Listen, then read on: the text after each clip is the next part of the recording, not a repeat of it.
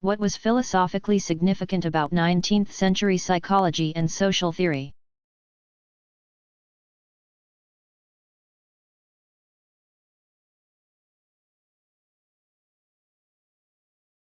In the 19th century, the foundations were laid for psychology and sociology to develop as distinct fields separate from philosophy. The reasons for their separation are differences in subject matter as well as methodology. Concerning the latter, Wilhelm Dilthey, 1833–1911, put the case of his age best in claiming that human sciences such as history, psychology, philology, and philosophy were characterized by a need to understand, whereas the physical sciences sought causes. However, in the 20th century, quantitative methodology and experiments in search of causes were to characterize important parts of both psychology and sociology. Quantification and causal explanation were also to characterize economics, which did not become distinctly independent from political philosophy, sociology, and philosophy until the 20th century. But in the 19th century, the establishment of psychology and sociology as separate from epistemology, ethics, and political philosophy, as well as revolutionary critique, was a major achievement.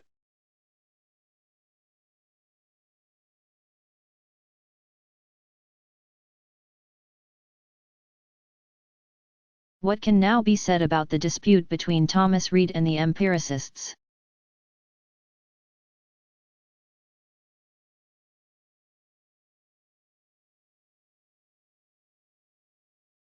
In terms of the process of knowledge, as a matter of physiological psychology concerning what goes on in the brain, there may well be ideas or representations in the brain, as the empiricists maintained. However, in the mind, our direct experience seems not to be of our ideas or sensations but of the objects we sense themselves, as Reid pointed out.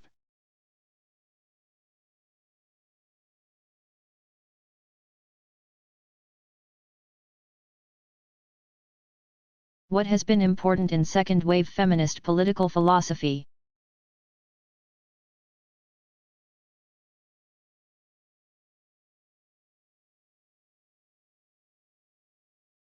The concept of patriarchy, or rule by fathers, throughout human history sparked much social and textual analysis, which was brought to theoretical completion by Carol Pateman in The Sexual Contract, 1988. Pateman argued that when modern social contract theory was constructed by Thomas Hobbes, 1588–1679, and John Locke, 1632–1704, women were left out of the political equation and relegated to private life. Iris Young, 1949–2006, a professor of philosophy at the University of Chicago, addressed the connection between female social roles and political structures in Justice and the Politics of Difference, 1990, and Inclusion and Democracy, 2000. Young also addressed women's disempowered bodily comportment in her 1980 essay Throwing Like a Girl, included in a book by the same name in 1990. In addition, feminist philosophers have welcomed and discussed the work of University of Michigan Law School professor Catherine McKinnon.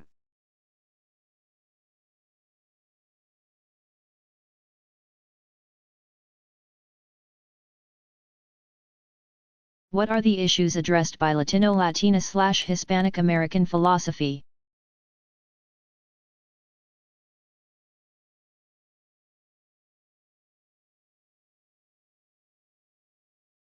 Identity, immigration, the experience of multinational persons, and the nature of cultural difference are considered. As well, there are unique feminist issues for Latina Americans and questions centered on the difference between race, as false biology, and ethnicity, as culture.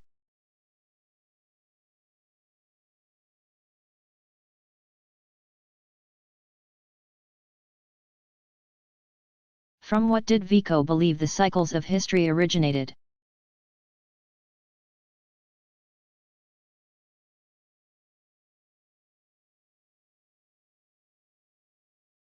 Vico thought that God ordained the cycles of history in his divine providence. An idea that Vico held to be compatible with the fact that human beings might have other aims or goals than what actually does transpire. This idea is believed to have been influential in Friedrich Hegel's 1770 to 1831 notion of the cunning of reason. The general idea is that history always turns out to be something different from what people intended.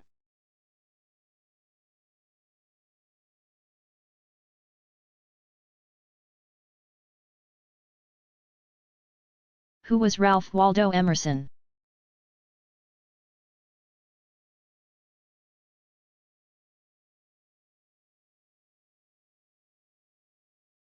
Ralph Waldo Emerson, 1803 to 1882, was the leading 19th-century American transcendentalist. His essays and activism not only established him as an intellectual for his time, but also provided a model for subsequent American intellectuals, particularly the pragmatists. Emerson's main writings, which are still read today, most are free online, include Nature, 1836, his first book,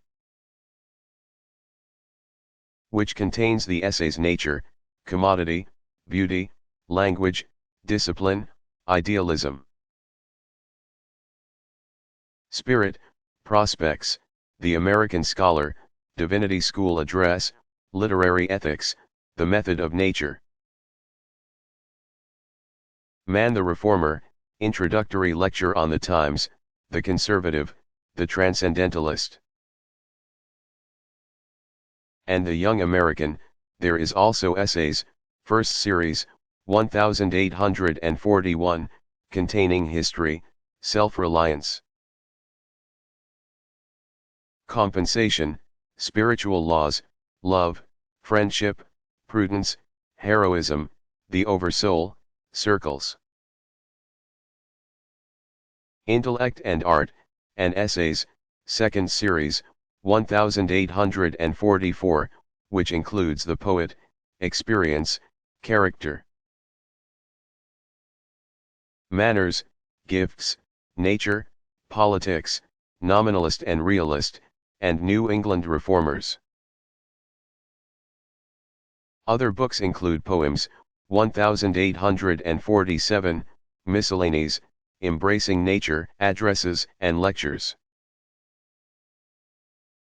1849, Representative Man, 1850, including essays on Plato and Johann Wolfgang von Goethe. English Traits, 1856, which is about his travels, The Conduct of Life, 1860. The Poetry Collection Mayday and Other Pieces, 1867, and Society and Solitude, 1870. Emerson's last series of essays were lectures given at Harvard University in 1871 and posthumously published as Natural History of Intellect, 1904.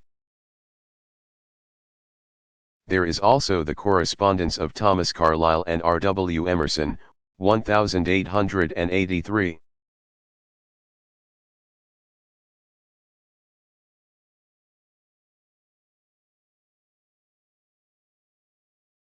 Who was P. F. Strawson?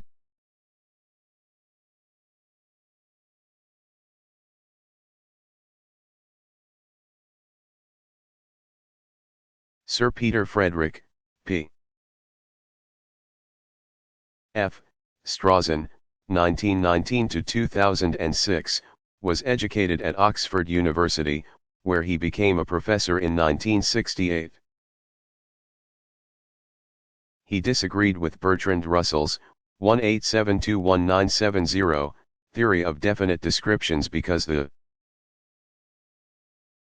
statement "the King of France is bald" presupposes the truth of there exists a King of France. This created problems because if there is no King of France, then the King of France is bald. Is neither true nor false, or it is not a statement. Although Strawson was strongly influenced by ordinary language philosophy,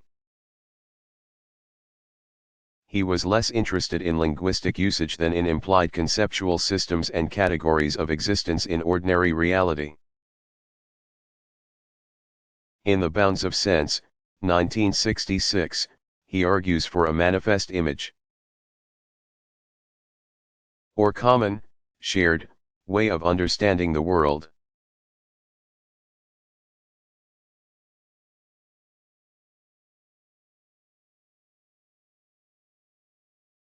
Who were some female Pythagoreans?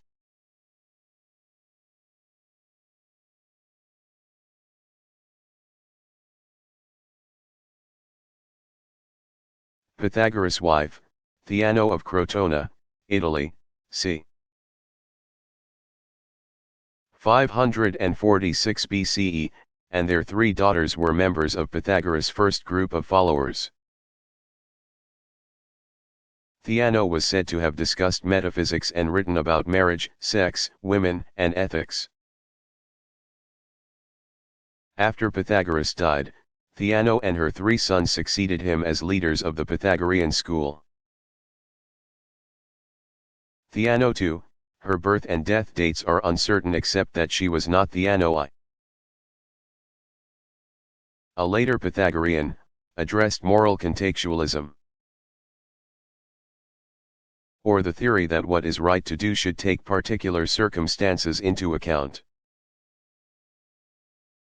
She also believed that harmony, is, or should be, the foundation of morality and education. Some historians believe that Paraction I, late 4th to 3rd centuries BCE. Another Pythagorean, said to have written on the harmony of women, was Plato's mother.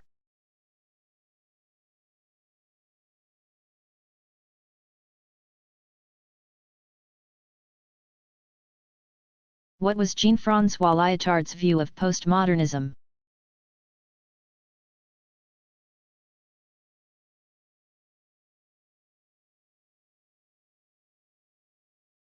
Lyotard defined postmodernism as incredulity toward meta-narratives, or a skepticism that is not satisfied by legitimate orthodoxy. An example of the sort of narrative Lyotard had in mind was the Enlightenment account of the triumph of rationality and the liberation of the rational subject. Lyotard proposed that little narratives about unique events be constructed instead. In his The Differend, 1983. Lyotard considers disagreement between or among participants who cannot agree on the rules. As a result, the dispute cannot be resolved.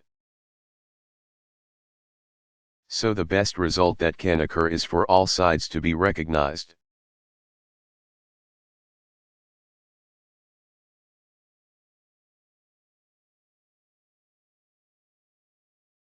What was Anaxagoras' idea about the mind?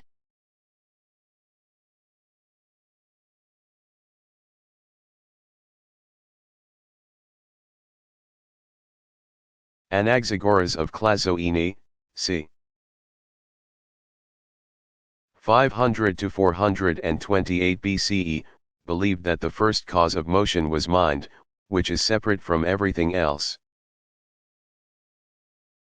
Mind created the things in the world by starting a vortex in which different kinds of matter separated out.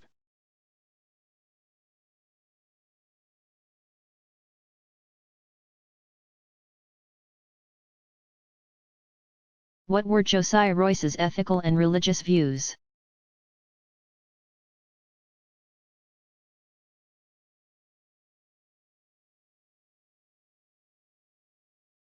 The primary virtue according to Royce was loyalty to loyalty. While some people are loyal to bad causes, only good causes could support the loyalty to themselves that constituted loyalty to loyalty. In Royce's interpretation of Christianity, the Church, sin, and atonement were united by God as Spirit. Royce's idea of the role of God as Spirit, in community, was perceived as addressing a neglected aspect of the doctrine of the Trinity. Christian religious history, in emphasizing God and Jesus, had often minimized the Holy Spirit. Although it should be noted that his emphasis on community is similar to Martin Buber's 1878 to 1965 description of how Judaism differs from Christianity.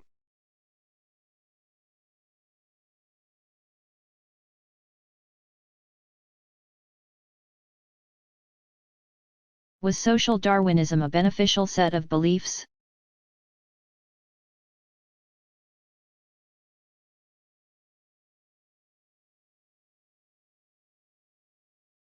Most progressives thought not. First, social Darwinism tended to accept, if not applaud, the suffering of the poor, as though it reflected their personal weakness rather than the structure of society. And second, social Darwinism evolved into a reactionary type of white supremacy. Toward the end of the 19th century and the beginning of the 20th, social Darwinism and its associated eugenics merged with white American racialist beliefs that would later be considered racist or discriminatory. For example, in 1916 amateur anthropologist and lawyer Madison Grant published The Passing of the Great Race, or, The Racial Basis of European History. Grant propounded a theory of Nordic superiority and argued for a public eugenic program to save the Nordics from being overrun by non-white racial groups. Grant's book sold 1,600,000 copies by 1937. It was widely influential in individual beliefs and public policy that restricted immigration from Asia and discriminated harshly against African Americans.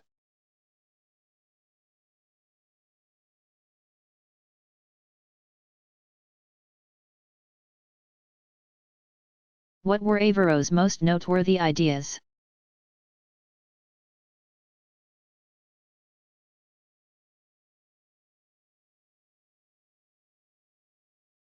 Overall, Averroes, c. 1126 c. 1198, Aristotelian views were shaped by Platonic ideas, partly because he mistakenly believed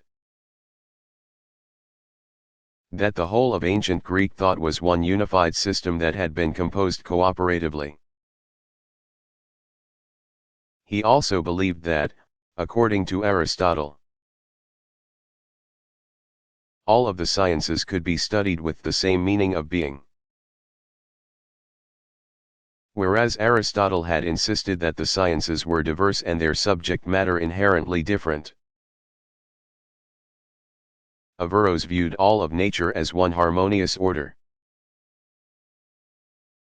On the subject of immortality, This holism was related to his idea that individual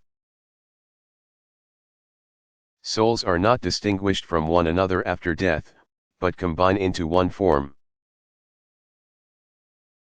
Averroes also interpreted Aristotle as claiming that earth was eternal, which was against Christian doctrine of the creation. On the harmony between religion and philosophy, Averroes tried to show that the same truth can be reached through different means, dialectic in law.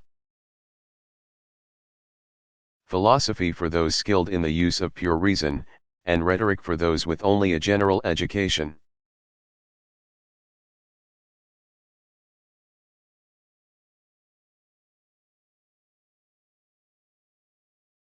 What is distinctive about analytical political philosophy?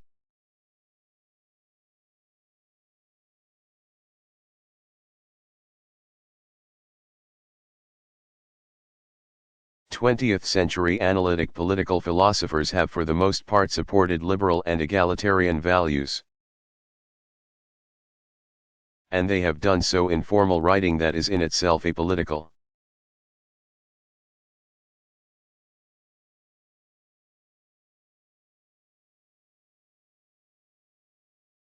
Who was Herbert Spencer?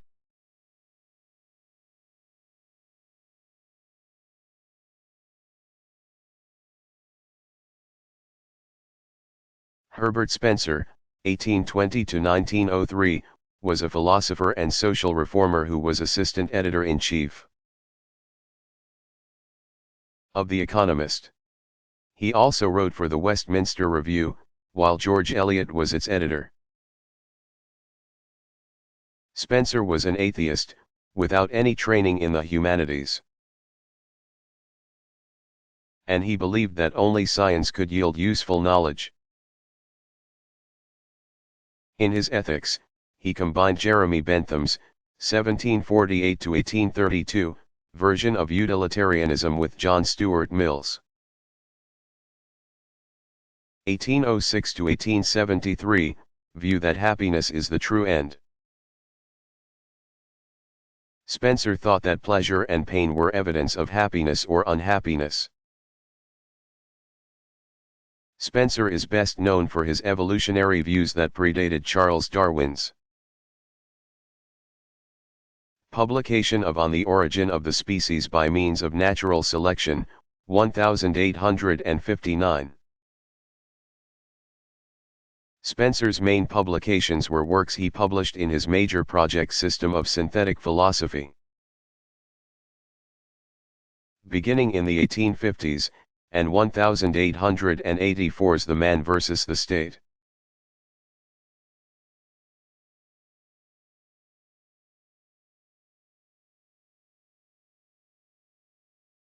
How did Denton Jacques Snyder interpret Friedrich Hegel?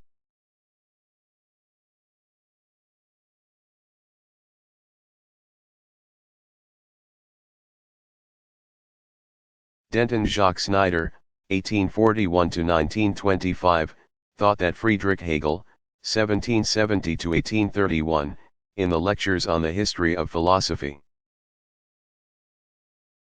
Berlin, 1820, and published as The Philosophy of History in 1858, was not able to achieve a full system of thought,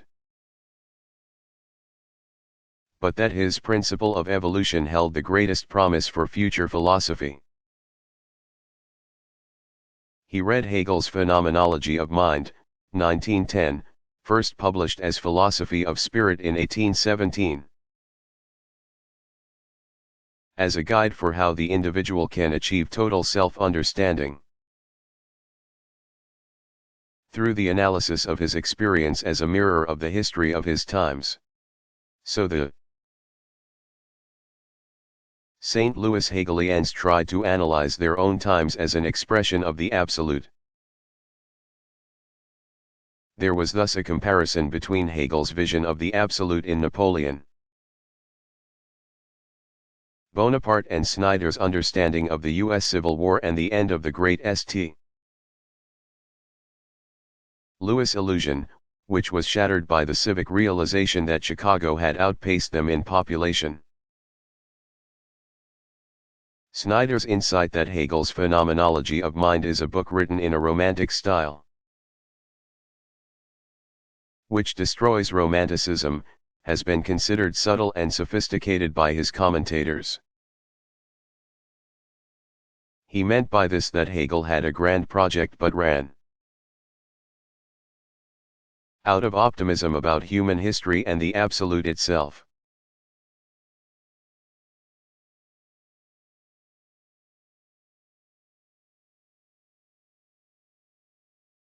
Who was Rudolf Carnap?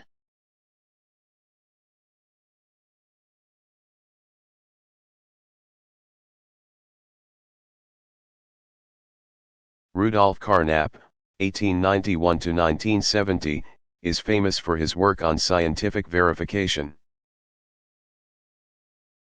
He received his PhD from the University of Jena. He was a member of the Vienna Circle until he left Germany in 1935 to teach at the University of Chicago and the University of California at Los Angeles. In his early work he focused on the logical structure of language and what it implied about the world. In the 1940s, Carnap worked on logic and introduced the idea of a state description, which is the linguistic form of a possible world, or the most complete description of the world that can be given in any language. Unlike earlier logical positivists, Carnap addressed the problem of inconclusive evidence. For actual scientific verification and the meaning of scientific terms, he argued for the use of probability in determining degrees of confirmation in place of absolute verification.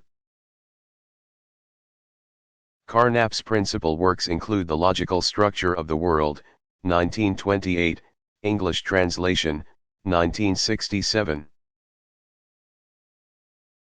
Philosophy and Logical Syntax, 1935, Introduction to Semantics, 1942, Formalization of Logic, 1943.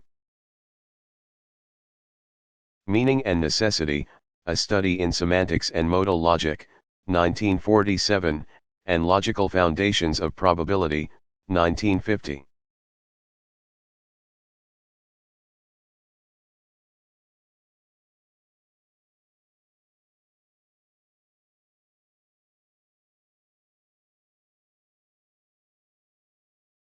How did Sir Thomas More become a martyr?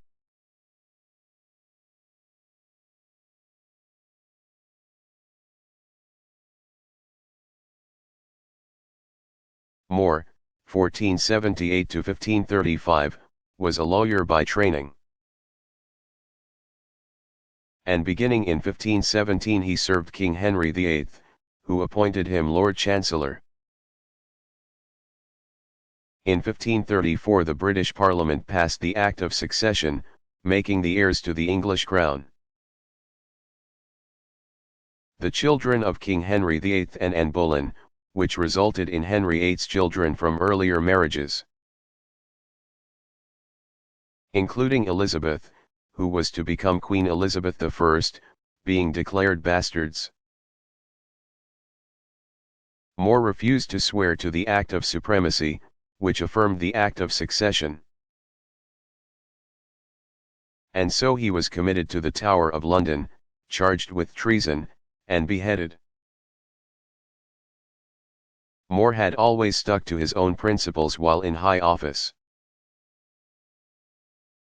and his refusal has been generally interpreted as an expression of his belief that Henry VIII had overstepped his royal prerogatives.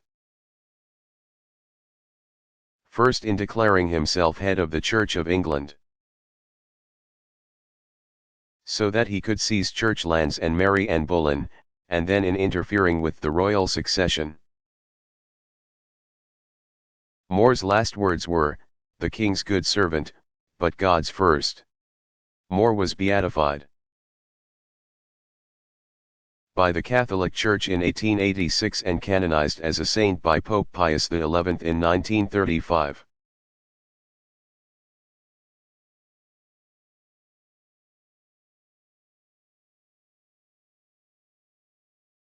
What is the Socratic method?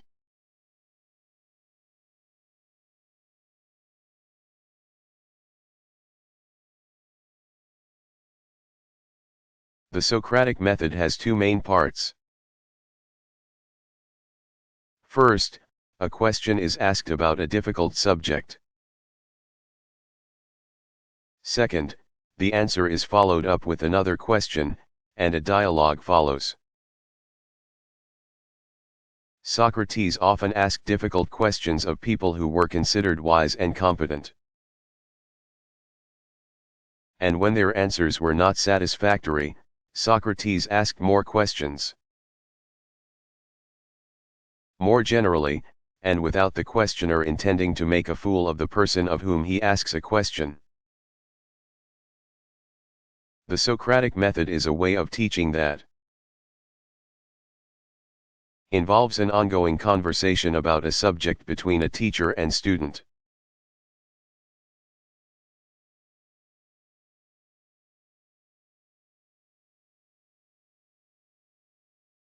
What was Friedrich Nietzsche's idea of a gay science?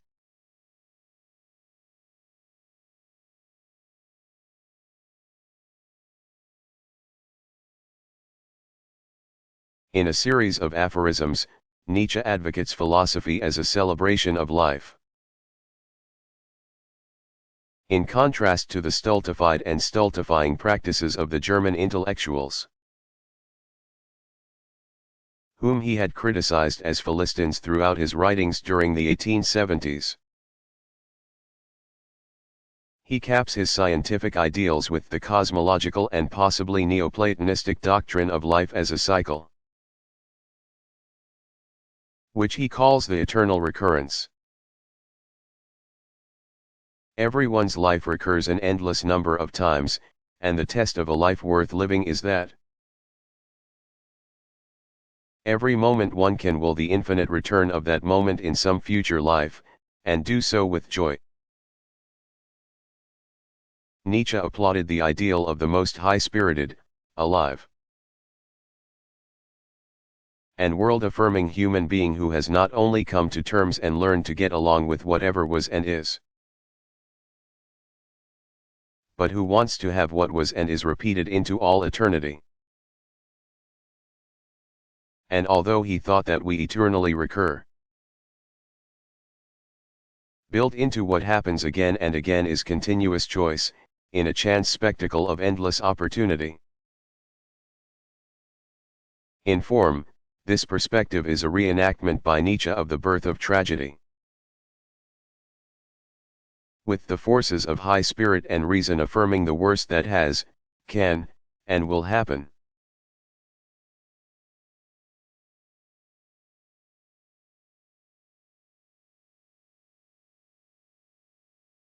Did others share the mystical aspects of Nicolaus Copernicus' system?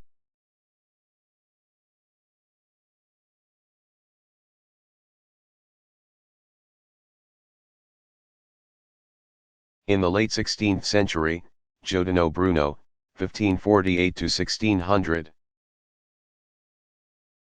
a Dominican heretic who was burned at the stake by the Spanish Inquisition, developed mystical Copernicanism. Tommaso Campanella, 1568–1639, built on Bruno's ideas for a utopia described in City of the Sun, in which science was combined with astral magic for the good of mankind.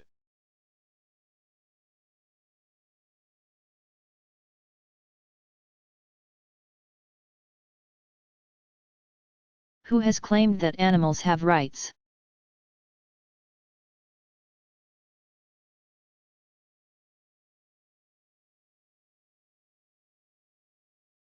Tom Reagan, 1938, has based a deontological doctrine of the wrongness of killing innocents, including animals, on the premise that they have intrinsic or inherent worth. It follows from this that humans have an obligation not to harm animals, or at least some of them, for recreation, food, or experimentation. Paul W. Taylor, 1923, has extended Regan's view in claiming that every living thing, from a germ to an elephant, has a teleological center of life that is worthy of moral respect.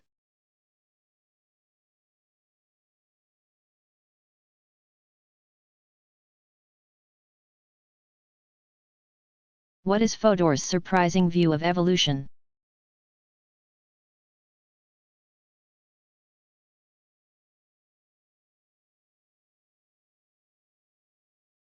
Fodor is by no flight of the imagination a creationist. However, he does not accept an evolutionary psychology account of human cognition without qualification. Consider what he wrote in 1998. Nothing is known about how the structure of our minds depends on the structure of our brains. Nobody even knows which brain structures it is that our cognitive capacities depend on. Unlike our minds, our brains are, by any gross measure, very like those of apes. So it looks as though relatively small alterations of brain structure must have produced very large behavioral discontinuities in the transition from the ancestral apes to us.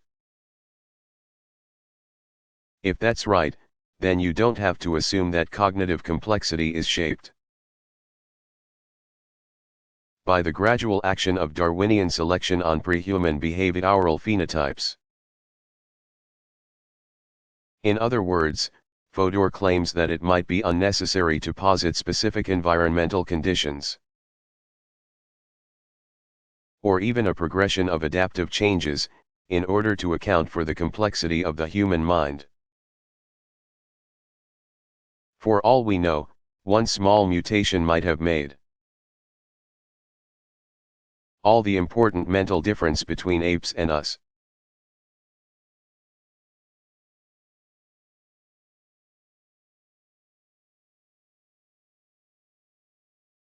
How did Locke use natural law to construct a theory of government?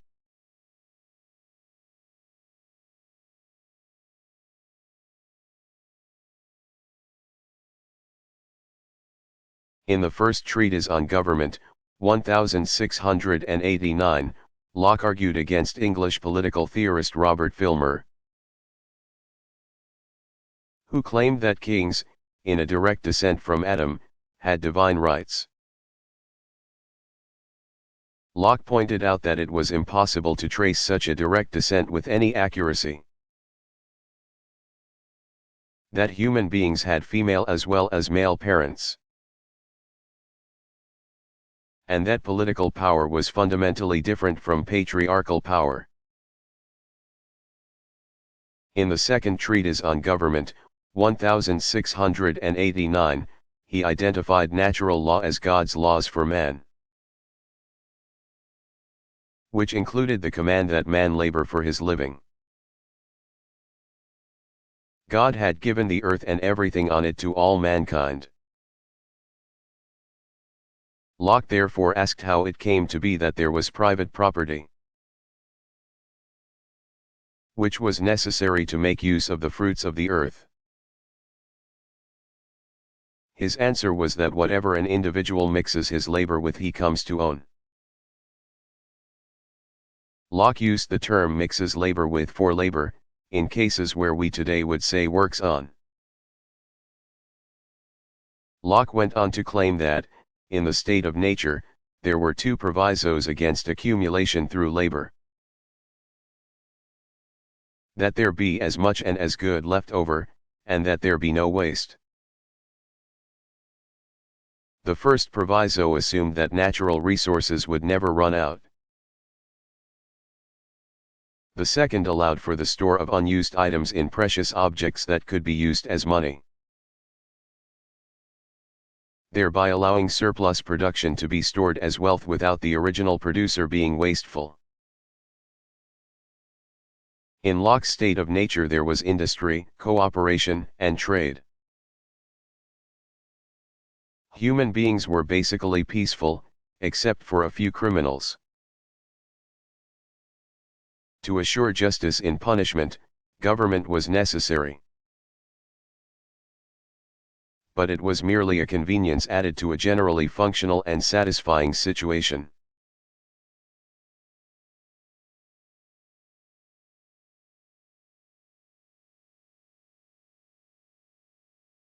What was Vico's new view of history as knowledge?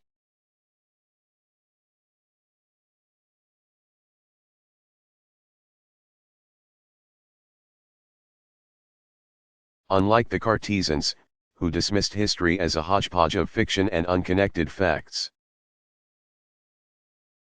Vico thought that the historian can achieve more certainty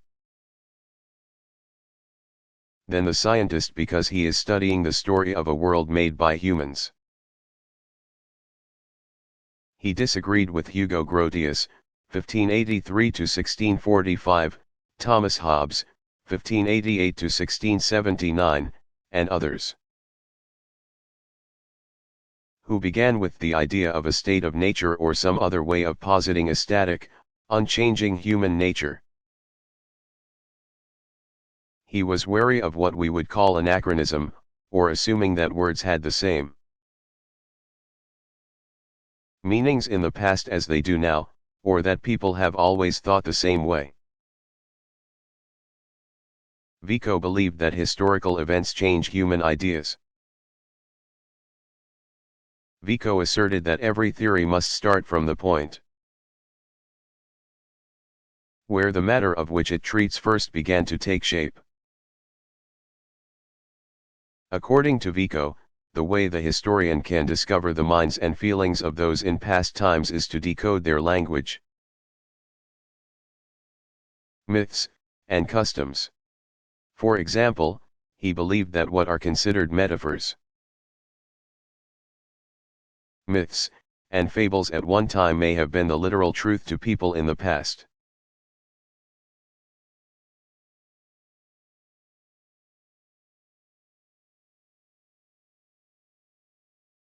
What were Newton's laws?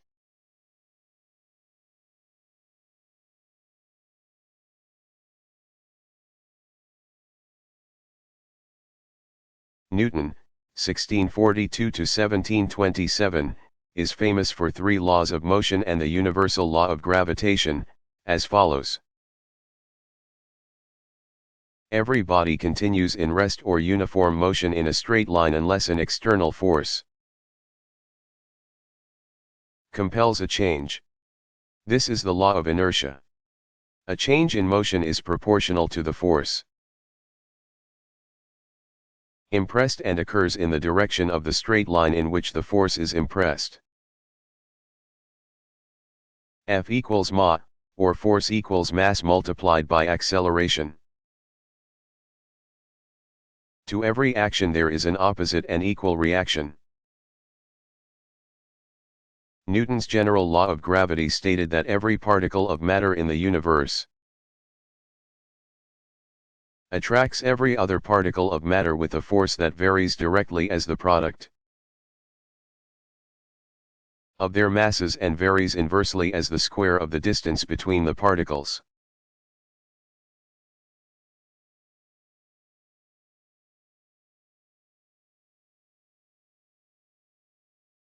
What was Hobbes' solution to Descartes' mind-body problem?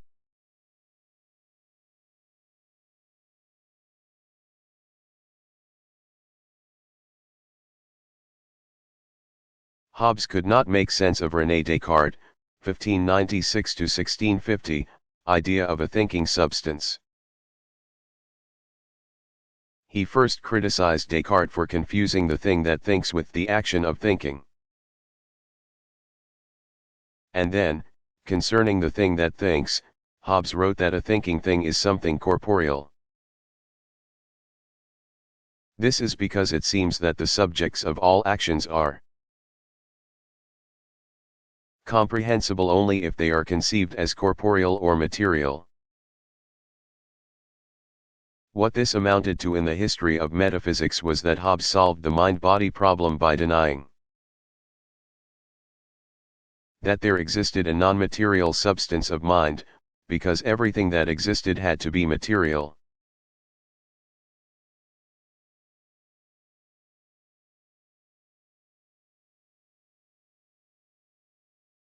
Did Karl Marx live in poverty himself?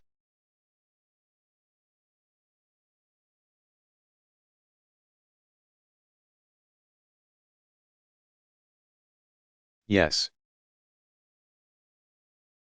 After he was kicked out of Brussels and Paris for his revolutionary writing,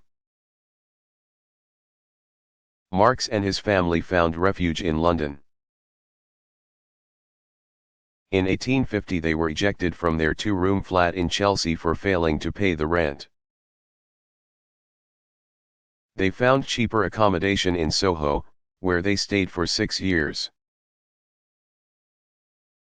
In order to help Marx with an income, Friedrich Engels returned to work for his father in Germany. The two kept in constant contact, and over the next 20 years they wrote to each other about every other day. During this time, Marx sought to understand capitalism by reading back issues of The Economist, as well as journal articles, in the reading room of the British Museum. The Marx's fifth child, Franziska, was born at their Soho flat, but she only lived for a year.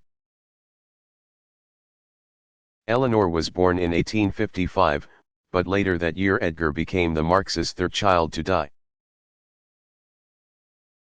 The family owned very little, and some days Marx could not leave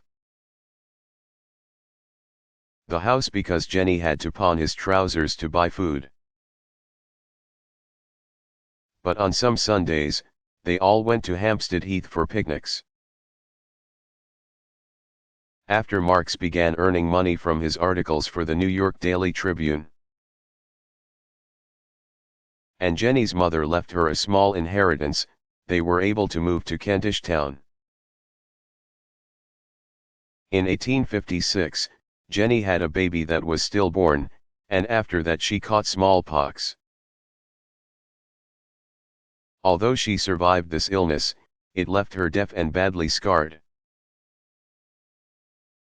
Marx also grew ill, and he wrote to Engels that such a lousy life is not worth living. But when he had an outbreak of boils in 1863, he was consoled that it was a truly proletarian disease. Both the working class and the owning class have their own ideologies, which unreconstructed are the ideology of the owning class. That is, the owning class sees the world in a way that justifies their position. For example, in believing that all who have great wealth have earned it by hard work. The politically dominant class in a society is the class that economically controls the main means of production. In general, the ideology of any social class is the result of where that class is located in terms of the dominant means of production in its society. Workers and others need to realize that workers are human beings who become alienated from their own labor when it is merely treated as a commodity on which their employers make a profit. The short-term solution to this situation is for workers to unite and demand better pay and working conditions. The long-term solution is a historical process through which capitalism will destroy itself through its own internal contradictions. The erstwhile workers will then become socialist owners who are able to pursue self-fulfilling activities, instead of merely laboring to survive from one day to the next.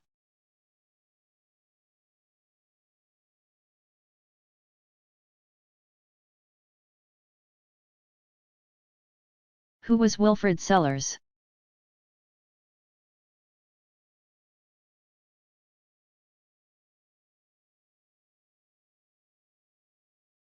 Wilfrid Sellars, 1912 to 1989, goal of combining analytic philosophy with logical positivism. Resulted in his founding the journal Philosophical Studies. Educated at Michigan and Harvard universities.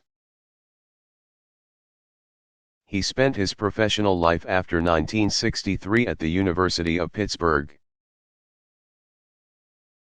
His work centered on the problems of reconciling the scientific worldview with our ordinary conception of ourselves as having minds and intentions in a world with meanings, sounds, and colors. Sellars developed his resolution in a union of empiricism and philosophy of mind, which introduced the philosophy of functionalism. His main books include Science, Perception, and Reality, 1963, Philosophical Perspectives, 1967, and Essays in Philosophy and Its History, 1974.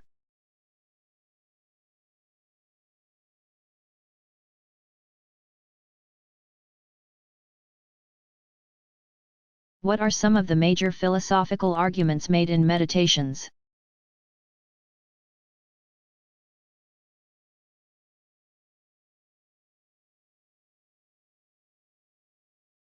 Descartes believed it was necessary to take the entire edifice of knowledge down to its foundations to remove existing error. His method was not to doubt everything for the sake of skepticism itself, but to doubt everything that could be doubted, so that one would be left only with what was certain. He began with the usual arguments about the errors of the senses. For instance, the observation that far-away objects look smaller than they are. He then questioned whether he could be sure that there was a world outside of his mind and noted that the insanity of that line of questioning was not unusual if one takes into account the fact that every night, during sleep, there are bizarre distortions in dreams. This raises the question of what exactly is the difference between being awake and being asleep. Descartes notes that there is nothing in the quality of either experience that guarantees which state one is in. Descartes' project of doubt next addresses mathematical and logical thinking. Descartes said that our confidence in these processes depends on our confidence that there is a benevolent God who guarantees that what seems self-evident to us really is true, and who guarantees the accuracy of the memory of those past thought processes that are necessary to proceed to a conclusion in a chain of reasoning. So now Descartes has raised doubt to the level of doubting the existence of a good and powerful God, which he himself regards as a very disturbing and distressing predicament. So now Descartes has raised doubt to the level of doubting the existence of a good and powerful God, which he himself regards as a very disturbing and distressing predicament.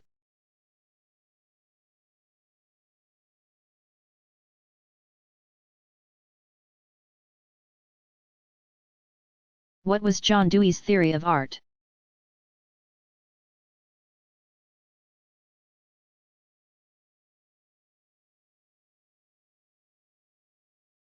First, Dewey thought that inquiry is an art, and he rejected what he called the spectator theory of knowledge, whereby knowing is believed to be passive contemplation. According to Dewey, ordinary human life itself is a form of art. Because it is permeated with aesthetic qualities in human experience. For Dewey, all experience, or anything that can be called an experience, has an aesthetic quality that can be directly appreciated. An experience has an immediacy that is directly felt or had, and which unites its constituents into the same whole. Dewey meant by this that we are not aware of the physical or chemical aspects of our experience, but of holistic actions and qualities. For example, the runner does not experience her sprained ankle in the same way that the sports doctor examining her does. She has a united qualitative experience of strain and pain, whereas the sports doctor understands her condition in terms of which exact tissues have been damaged. Dewey called the aesthetic qualities of experience tertiary qualities, because experience is a kind of transaction. The aesthetic quality of an experience can change and become more meaningful toward a consummation. A consummation is the reconstruction of an experience by intelligence, for example, solving a problem. What is not aesthetic according to Dewey is what is slack or overly rigid. There is nothing in either scientific inquiry or practical action that precludes the presence of aesthetic qualities.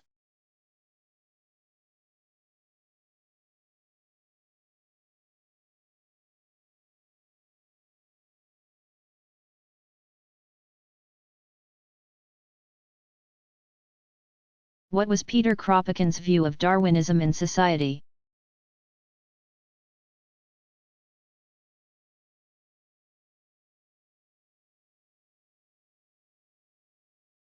Kropotkin did not think that competition was a good survival strategy,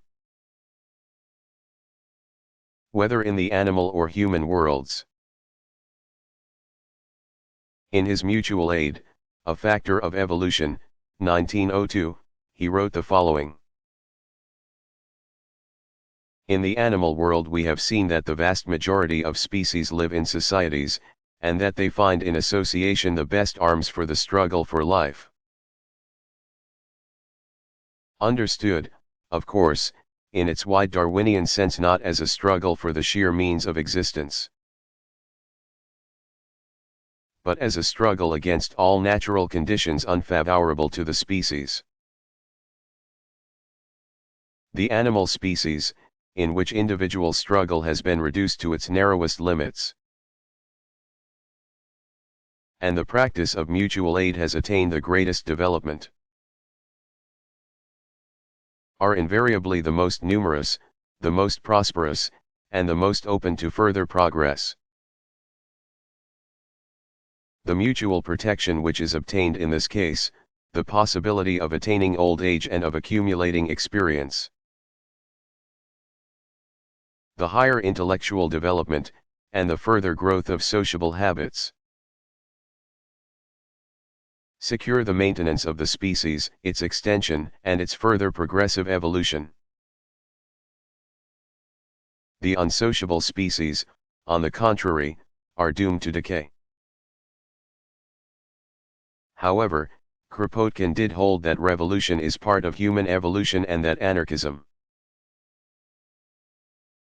was a return to a condition that had been distorted by modern repressive institutions. Because human beings are naturally social, government is unnecessary.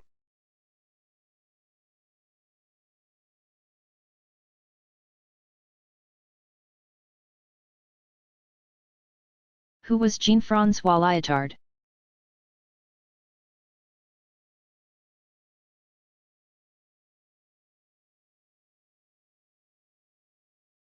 Jean-François Lyotard, 1924 to 1998, was educated at the Sorbonne and attended Jacques Lacan's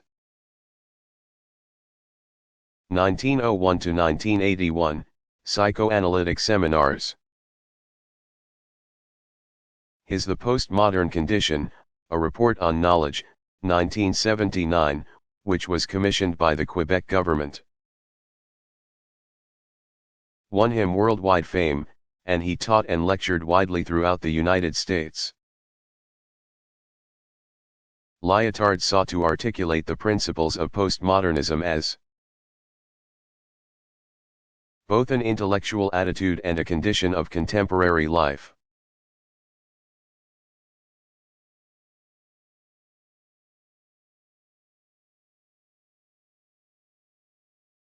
What were Burke's main ideas in political theory?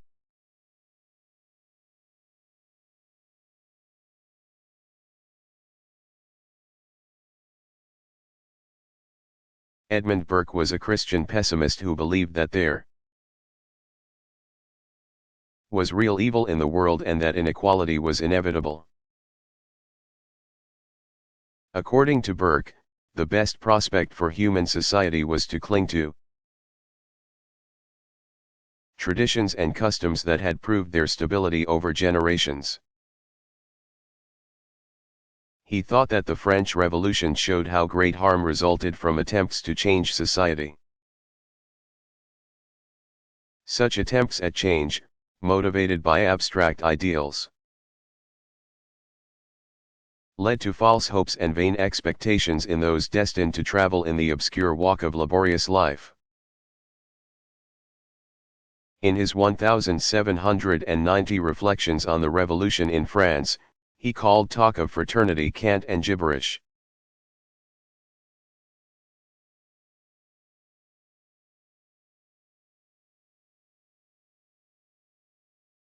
What was Hannah Arendt's political philosophy?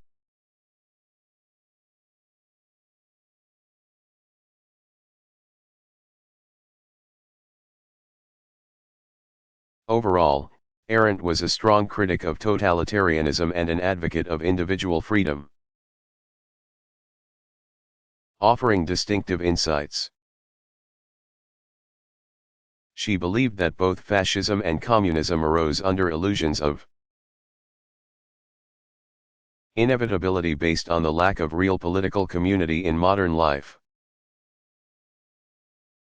She did not consider herself an existentialist because she thought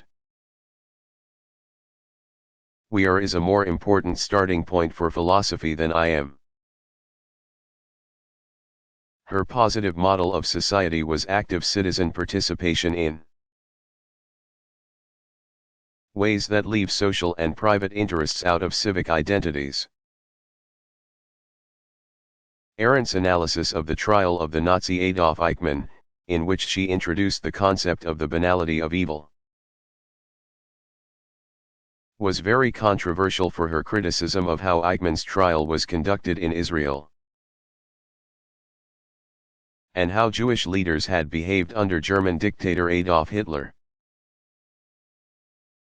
Arendt's last work was an examination of practical judgment in political contexts, in which she used the figure of Socrates, 460 to 399 BCE, to posit inner dialogues. Conscience, she said, had the role of supporting friendship with oneself.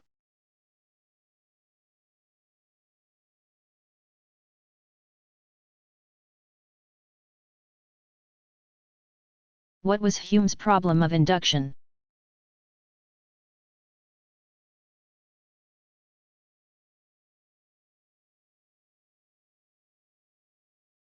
Hume introduced an enormous problem with how we reason from past or present to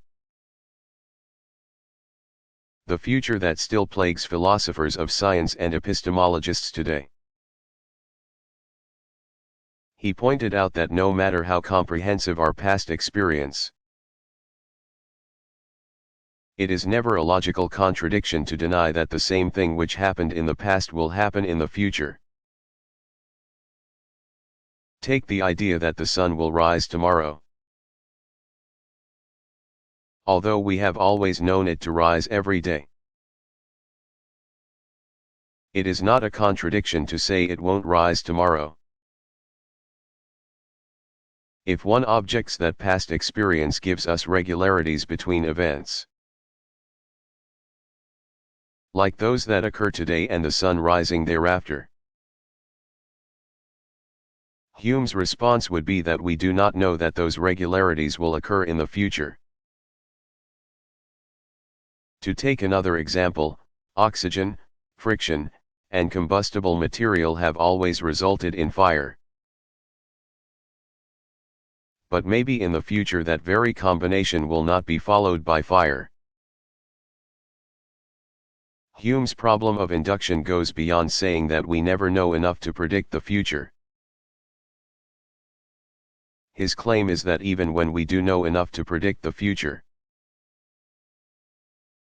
where that knowledge has been proven in past experience, we do not know that the patterns of our experience in the future will resemble the patterns of the past. Of course, he did not disregard probability or prudence. His attack was on the notion that we can be certain about the future.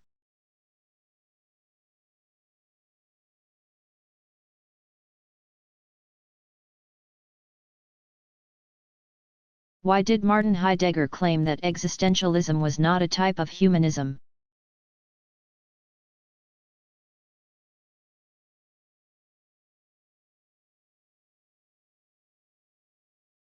In going back to pre-Socratic thought, Heidegger concluded that the original concern of man, or Dasein, in a cultural line that linked contemporary Germans to ancient Greeks, was being. Heidegger believed that the pre-Socratics had only started to formulate the primary questions concerning being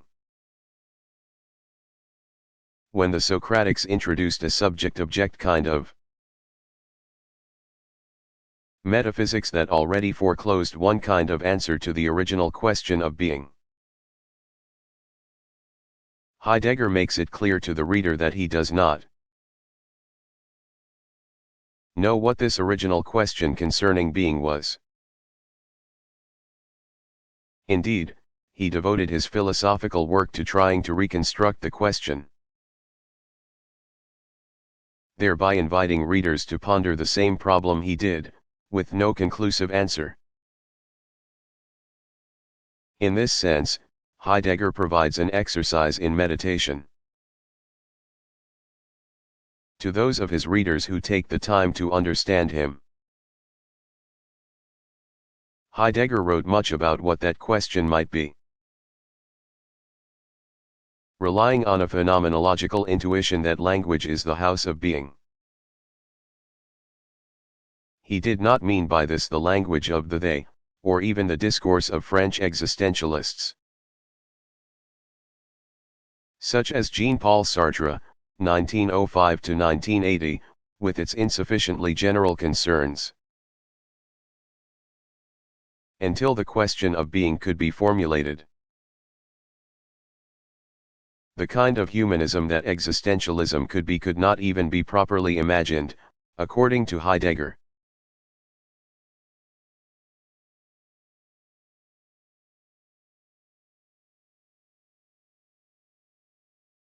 How did Montaigne convey his ideas?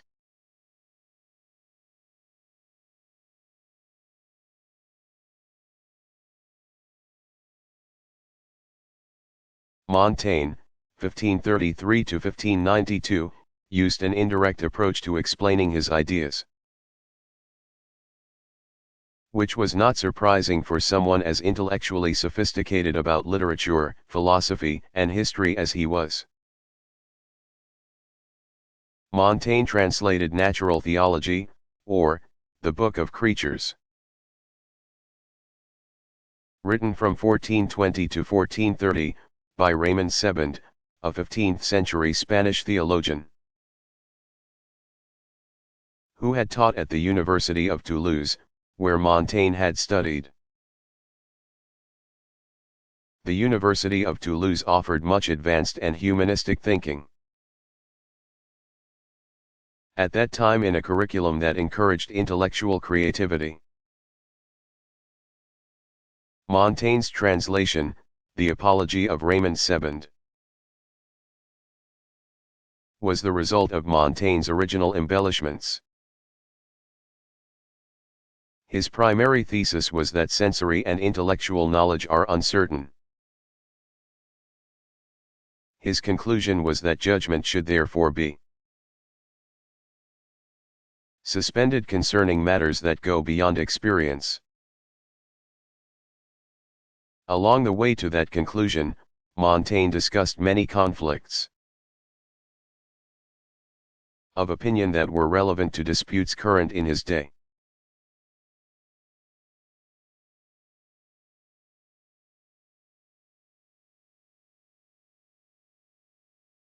What was Rousseau's life like?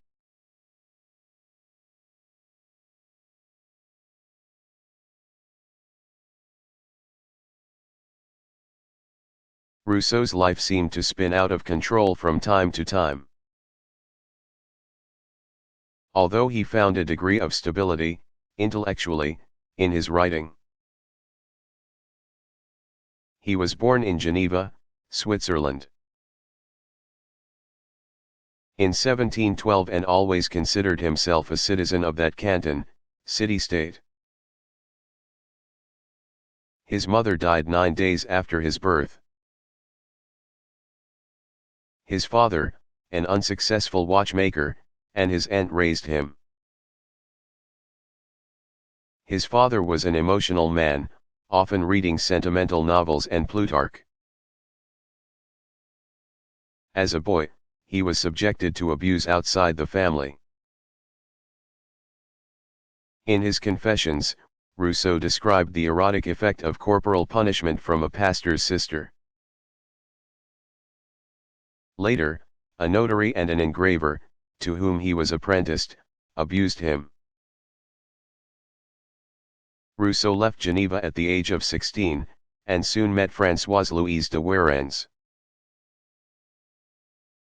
a Catholic noblewoman who became his lover and motivated him to convert to Catholicism. In 1742, he went to Paris to present a new system of musical notation to the Académie des Sciences, but his system was rejected. He then became secretary to the French ambassador in Venice, Italy, in 1743, but left within a year after quarreling with him. Back in Paris, he began a lifelong relationship with a seamstress named Thérèse Levasseur. He met Denis Diderot, 1713 to 1784, and began contributing articles on music to his encyclopedia. He then submitted an essay for a competition at the Academy of Dijon in answer to the question of whether the arts and sciences had benefited mankind.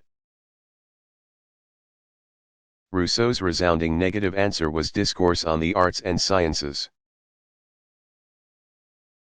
1750, it won and made him famous. His opera Le Devin du Village was much appreciated by King Louis XV. But Rousseau did not get a pension from him because he immediately supported Italian over French music. Rousseau then returned to Geneva and converted back to Calvinism.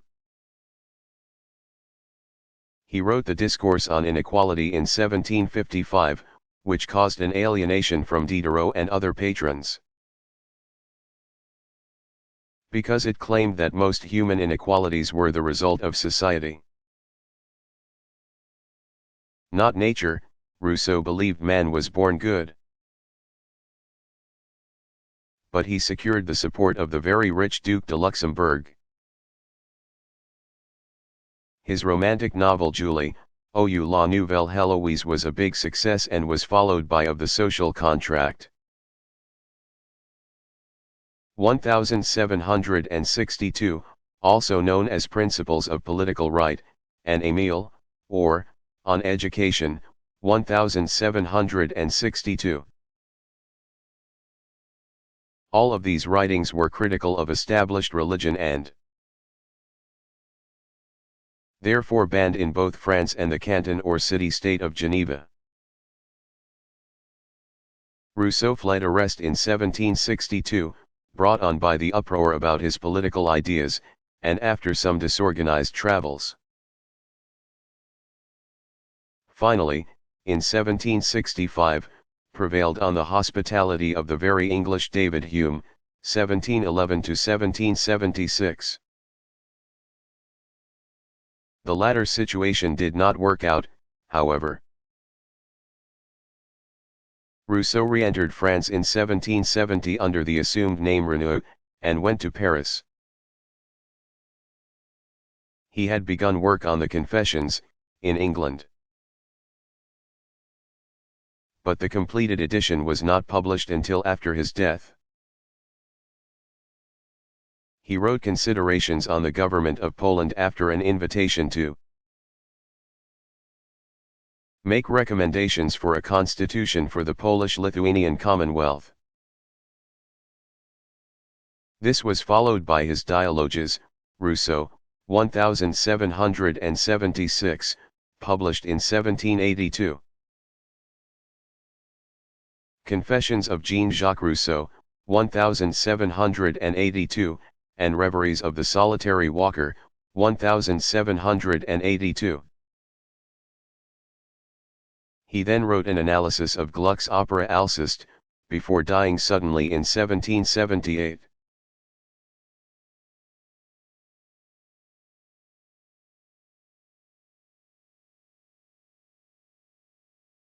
What is Buddhism?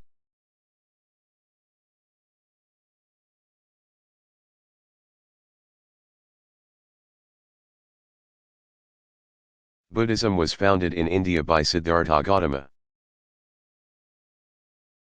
The majority of Indian scholars place his lifespan as c. 563–c. 483 BCE. Indian Buddhism divided into Theravada, or Hinayana or lesser vehicle, and Mahayana, or greater vehicle.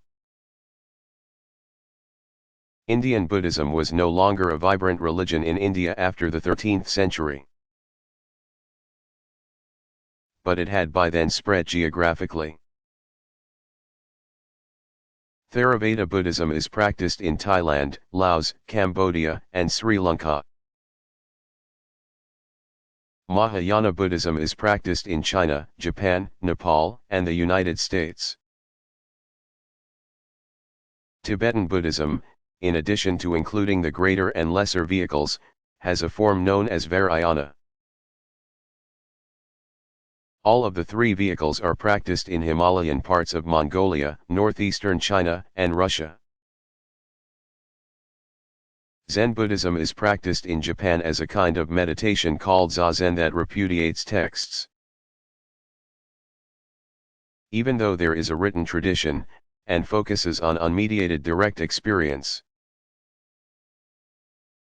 Zen originated in India and emerged in China in the 7th century CE. From which it spread to Vietnam, Korea, and Japan. Zen includes Yoga Cara, which is a form of philosophical idealism that uses yoga exercises to achieve disbelief in the existence of physical objects.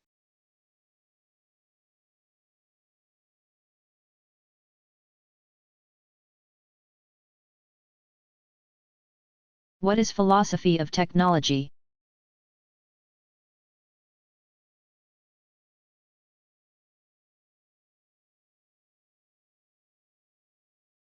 Ideas of technology go back to Plato, c.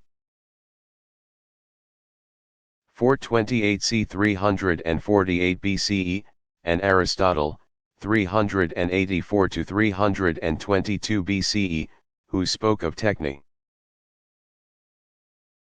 or knowledge of art and craft, which included arithmetic and medicine. Such knowledge understands itself, according to universals and causes. It can be taught and is distinct from physis, or nature. Contemporary philosophy of technology is a multidisciplinary field dedicated to studying the cultural effects and causes of technology, both historically and in its emergent forms. The American Philosophical Association publishes a newsletter on philosophy and computers, and there are academic journals such as Ends and Means, Net Future Technology and Human Responsibility, and Techne, Research in Philosophy and Technology.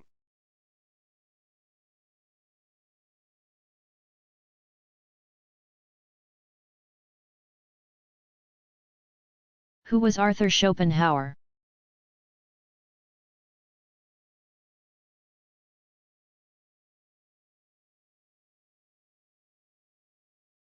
Arthur Schopenhauer, 1788 to 1860, was influenced by the other German idealists,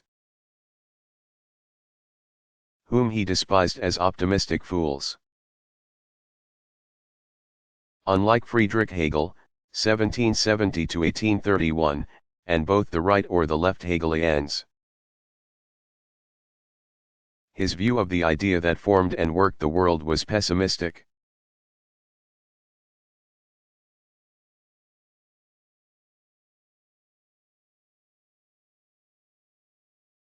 How did Max Weber connect Protestantism to capitalism?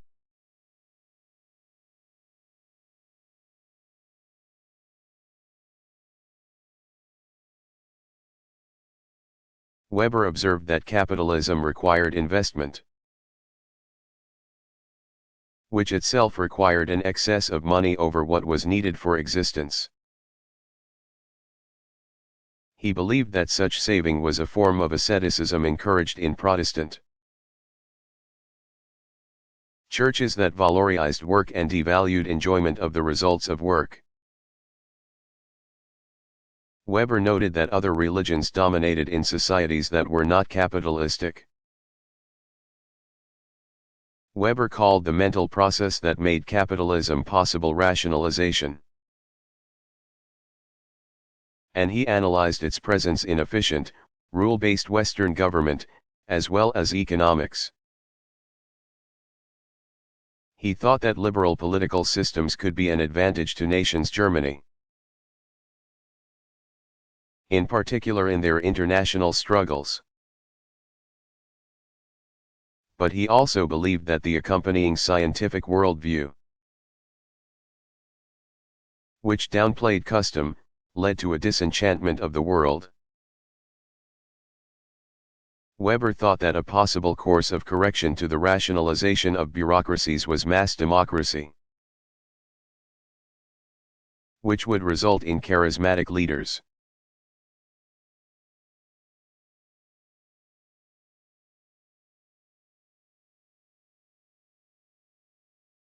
How do philosophers deal with ethical relativism?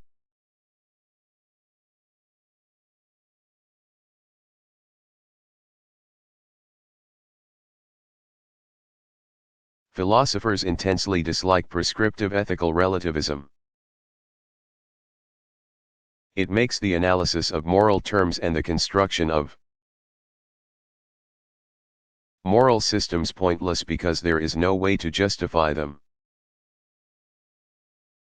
Different positions have been taken about descriptive moral relativism. Some philosophers deny it, claiming that once we understand moral systems that seem to be different from our own, we can derive universal moral principles from all moral systems that apply to all human beings. Others have argued that even though there are different viewpoints about what is morally right, some of those viewpoints are simply wrong, and then their job is to show how they are wrong.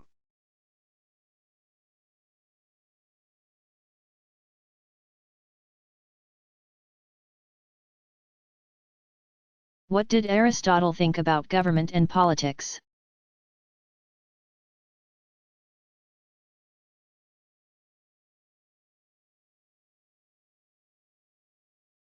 Aristotle believed that human beings are social by nature.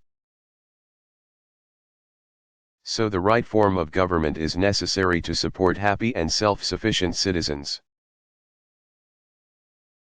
He posited three main forms of government, each of which could degenerate. Monarchy that could fall into tyranny, aristocracy that could fall into oligarchy. Rule by a few based on wealth, and polity that could fall into democracy. Like Plato, Aristotle viewed democracy as mob rule because the great masses of people in their day were uneducated and unrefined. Aristotle thought that the best form of government was polity, a kind of democratic rule within an aristocratic class, where turns were taken for top positions and all of the privileged members had their say.